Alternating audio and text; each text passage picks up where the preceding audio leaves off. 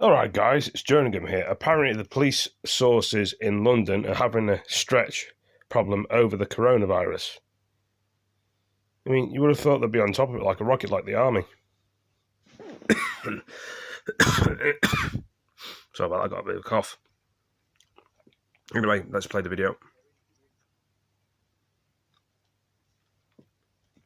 So, play the video. Now, we've already talked about how the NHS and business will cope with coronavirus, but it's also, of course, putting pressure on other public services, like the police. Martin Hewitt, the chair of the National Police Chiefs Council, is helping to coordinate the police response to the virus. He joins us now from Westminster. Thank you for being on the programme today. Are the police ready for a crisis like this? Well, I think the first thing to say, Sophie, is that right now, police forces across the UK, officers and staff are out there doing what we do. They're in communities, keeping communities safe. They are protecting and helping the vulnerable. And they're also dealing with crime and criminality, and we will continue to do that. But as you would imagine, and the word unprecedented has been used a lot, we are facing an unprecedented situation, but we've done considerable planning. We have always planned to deal with pandemic, among other issues, and working with those other agencies that we will generally operate with. And we have our plans in place, both at a force level across the UK. And as you say, I am coordinating now a national effort to make sure that we are able to cope with the issues that will come and face policing over the coming weeks and months. You said there's plans in place to deal with the pandemic. I mean, what kind of things could we see? I mean, could we see police, for example, at supermarkets or helping assist the vulnerable? So the first thing that we are doing is obviously looking at our own resourcing. This virus is indiscriminate and it will affect policing. So we've got lots of work going on individually in forces and nationally to make sure that we are what we're describing as organisationally distancing. So, for example, where you have a control centre that answers 999 calls, we've split those into 2 and 3 in forces. So we've got distance and we're keeping those services going. And everything we're doing is about keeping our operations going. We have written out in the last week, there's over 10,000 special constables around the country who volunteer to help policing. We are talking to those special constables, to their employers, about how they can assist as we become challenged around resourcing. And as you would expect, we will be prioritising how we operate, and we already prioritise on a day-to-day basis in policing and look at those things that represent the most threat, the most harm or risk, and we will continue to do that.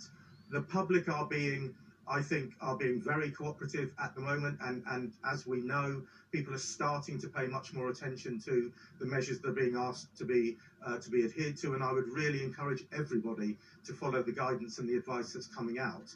But what we are also doing is wanting people to come through other channels to policing, where you can reduce the demand on policing using digital methods, using other phoning on 101 and coming into us when you need us. But we stand ready to do the role that the police undertakes, i.e. keep people safe, protect those vulnerable people, and then also to help where we can help with the national effort to defeat the virus.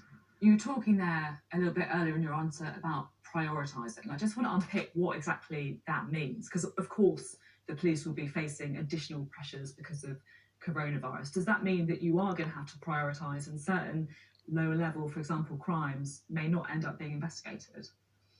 I think the reality is we prioritise all the time, but we are in absolutely unprecedented situation now. And we can also see that the nature of demand on police and the crime that's committed will shift as everybody's lives are changing in the way that they are living their lives. That will shift, and we are monitoring that really closely to understand that shift. But we will have to prioritise as our resources become more stretched, which they inevitably will. We have to prioritise those things that are the most likely to cause harm or risk to people, and prioritise so that we are able to help the other services, particularly health, social care services, local government, to assist as we need to assist in fighting the virus. And what kind of things would be deemed low priority then? Well, I don't think it's about low priority. Anything that is causing serious harm to somebody will obviously be a priority. And policing is always prioritised. We are prioritised at the moment around violence and serious violence. We're prioritised about where the most vulnerable are impacted upon. So we are thinking really carefully and have been thinking about how we manage that prioritisation in these exceptional circumstances. There's been reporting that more people are more vulnerable digitally in this environment where many people are at home, and we've been doing work through our normal channels to put information out to people about how they can prevent themselves becoming vulnerable. You will have seen information that's coming out from government, coming out from the National Cybercrime Centre. So it's about getting information out to people so that they can protect themselves and keep themselves safe, and then us using our resources as they inevitably become stretched to do what we need to do around those things that require a stronger police presence and require us to protect people. The message that I've been really struck from doing this programme, talking to a range of different guests, is how important social distancing is, and how that is the one thing that people believe could turn the tide, as the Prime Minister put. I'll be back in 2 minutes, guys. I'm just getting a drink. If there are I've had to pause this because I need a drink of water. So I will be back in a minute, so don't worry. Right.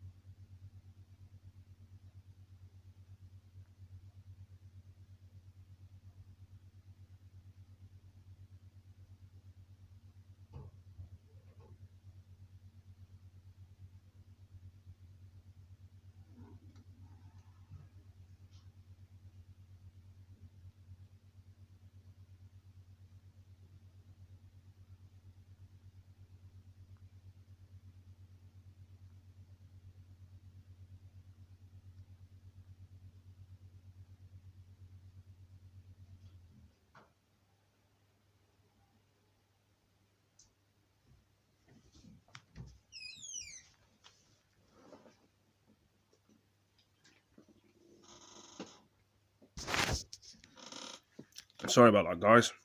I had to get a drink of water, so I put the phone down. We're going to carry on continuing filming this. Pardon me. So the police could have a role to play in ensuring some of these businesses stay shut, ensuring pubs close, and ensuring people perhaps don't go out unnecessarily. So I think the first point to make is that the vast majority of pubs, clubs, businesses have been entirely compliant with the messaging that came out on Friday, and I think that's really positive, and I will hope that would carry on. Of course, as we move forward, if there are issues with people ignoring the advice, and this is advice that is saving people's lives, that's how serious it is. If people are ignoring that advice, then clearly we will play our part. There are other licensing authorities that will have a role to play, but of course the police will play its part. And when you talk about people, if we end up on the streets, then I think the really important point to make is we will carry on doing our policing role, and we will carry on doing our policing role in the way that we police in the UK, which is that traditional role of being in communities, policing with consent. And we will be doing whatever we do in support of health officials. This is a health crisis, first and foremost, and the really important point is that we stop the level of transmission getting higher and higher. And where there is a role for the police to play in that, we will play that role. And obviously what I will be doing is making sure that we are able to do that across the UK, and equally importantly, keeping our staff safe, because our officers and staff will be out there in communities policing and assisting with this effort, and we've got to do everything that we can do to keep our staff safe, because they are as vulnerable as anybody else, and clearly they are as worried about their families and their loved ones as everybody else is. Of course, as you say, police staff are not completely invulnerable to coronavirus, which could put pressure on numbers. Do you see a situation where you could potentially be working together with the army? So there's a range. We always have plans to be able to work with not just the military, but all sorts of other agencies that can assist us. We've put plans in place in every force to manage how we survive and how we continue to deliver our service if we have reduced numbers, particularly in specialist areas. What my teams are doing at the centre is we are able, as we already do for other big issues, we are able to move resources around the country to support areas that are particularly under pressure, and I'm getting daily reporting to understand precisely where we are in terms of the numbers of our officers and staff that are unable to work, either because they're sick or they're self-isolating. We will work with all parts of government, and we will provide support, and others will undoubtedly provide support to us. We have well-tested methods of working with the military, but I kind of restate the point. We are going to be capable of policing in the way that we have policed. Of course, we will be stretched. That's why I ask people to think about placing demands on our service. But we are locked in at a local level with all the other emergency services and agencies that you would expect. And I'm locked in at a national level so that we are able to make the best use of our resources, not only to do our day job in policing, but also to support this extraordinary national effort to prevent the spread of the virus.